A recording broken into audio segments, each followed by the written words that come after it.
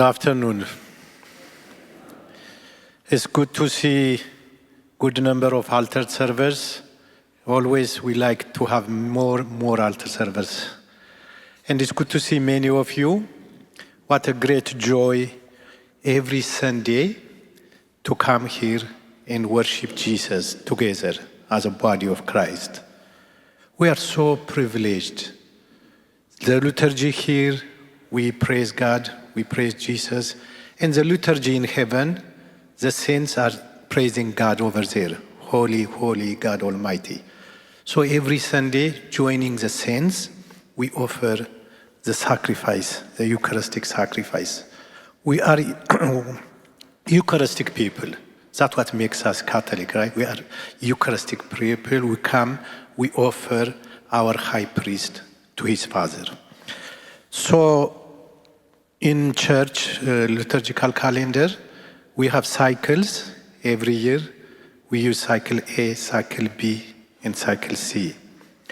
This year, our liturgical cycle is cycle B. That means we are using the Gospel of Mark.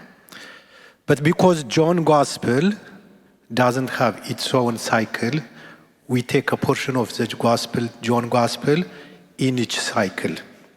So even though this liturgical cycle is a Mark Gospel, but after now, the next 5 weeks, it will be from John 6, the Eucharist, the bread of life.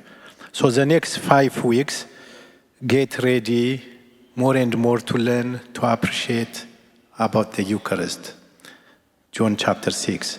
So Father Evan, Monsignor Peter, and myself, we want to approach this John 6, the next 5 weeks, slightly in a different way. And instead of just giving you a homily on that specific gospel, we're going to explain it, how that gospel goes with the Mass. So each week will be a different topic, different parts of Mass, according to that specific gospel. Today, the part of the Mass I'm going to give a short homily is offertory. Why we do offertory? Why we, after the creed, when people sit, why people bring bread and wine to here? So I'm gonna give a short reflection on that, but let me give you one announcement. When you leave, there will be cards outside. Please take one card each and fill the bag. It says, what am I afraid to bring? Every Sunday when you bring everything, right? Your intention, your struggle, your sin, your blessing, everything we bring it here. Together with the bread and wine, we offer it here, right? We put it here, and a priest on your behalf offers them. So whatever your intention can be, please take this one and fill it. Every week, we're gonna give you different cards. Then after 5 weeks, we will see how each cards come together. So let me start today my reflection by praying the prayer by Saint Ignatius of Loyola.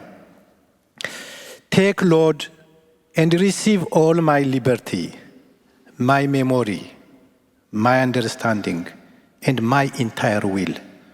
All I have and call my own, you have given all to me. To you, Lord, I return it. The reason I want to use this prayer is offertory, or gifts, or the gift of Eucharist, or our health, or our finances, all creation is a gift from God, right? The first spiritual principle, all of us humbly acknowledge, all I have is God gave me. I didn't earn it. My intellect, my will, my life, my grace, the Eucharist, the church, your family, my friends, your friends, all gifts. So first thing, Saint Ignatius, it's not only just Saint Ignatius, all the saints, first and foremost, they acknowledge everything came from God. We didn't earn it. We don't deserve it. But God chose to create this universe and to create us. So St. Ignatius is saying that, Lord, everything I received, it's already came from you, but I will return it to your glory. That's what offering means, right? That's what giving back the best, the first fruits of the creation. So let's just focus on that St. Ignatius. And all of us, like St. Ignatius, we all receive everything from God, but are we turning back to God? During these 5 weeks, we're going to challenge you. Are we aware of the prayer, the Mass, the part of the Mass we are saying really? Or are we participating actively? Do we sing with the choirs? Do we answer with the priest says, Lord be with you? Do we really are we aware what the prayer are praying? You know, some evangelical people, the people who go to Protestant churches, they say Catholics, they don't know their Bible. Is that true?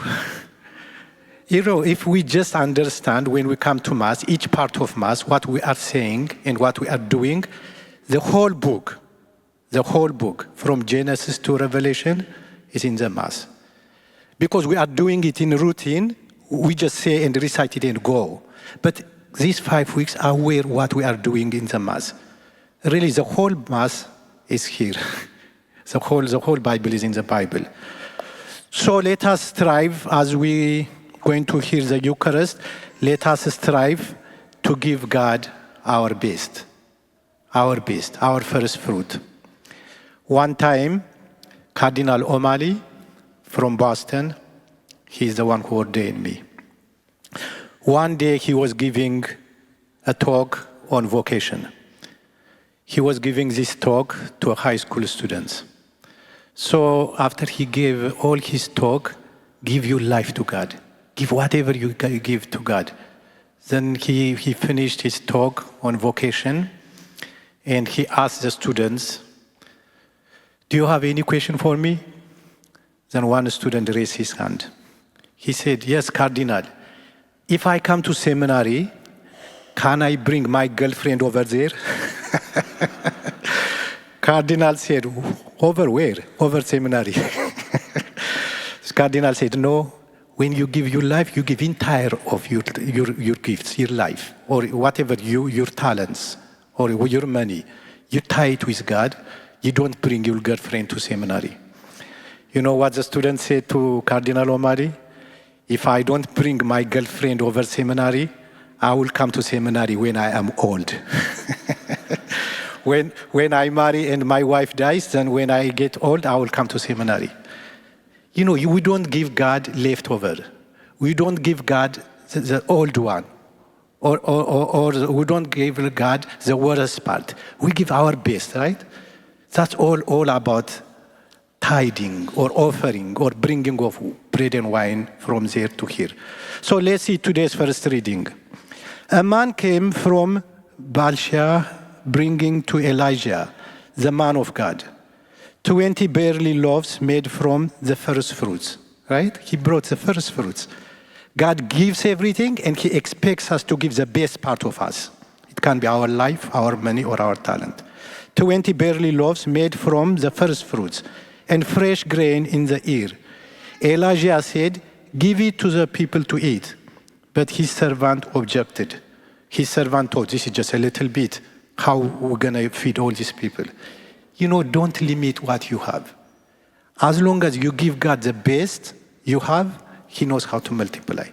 He knows how to multiply your graces. He knows how to multiply your finances. He knows how to multiply your faith. Just bring whatever you have, the best part, the first fruit. Then we see in the Gospel and in Old Testament over and over again, people who brought their first fruit, God blessed it, multiplied it, including today's Gospel. You know, Philip, someone has only 2 fish and 5 loaves, and how we're going to feed all these people?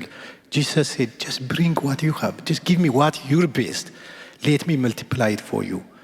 You know, as we heard today's Gospel, all ate and left over. You know, Jesus knows how to multiply. But be generous. You know, God loves the cheerful giver, right? Scripture says God loves a cheerful giver. It's not because he needs our gift, but it pleases him when we are generous.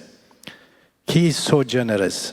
God is so generous. He gave us his only son. Right? He doesn't have two sons. He has only one son and he sent it to us. Be generous as God is generous as you bring your bread and wine to offertory and your finances, your life, your intellect. Be generous as God is generous to you. So let's see from Leviticus chapter 23, verse 10. This is what God said. Speak to the Israelites and tell them, when you come into the land which I am giving you, you know, the land of Israel, God gave them for free. That's not their land. I am giving you and reap its harvest. In your life, you are harvesting what God gave you, really. It's not like what you earned it, what I earned it.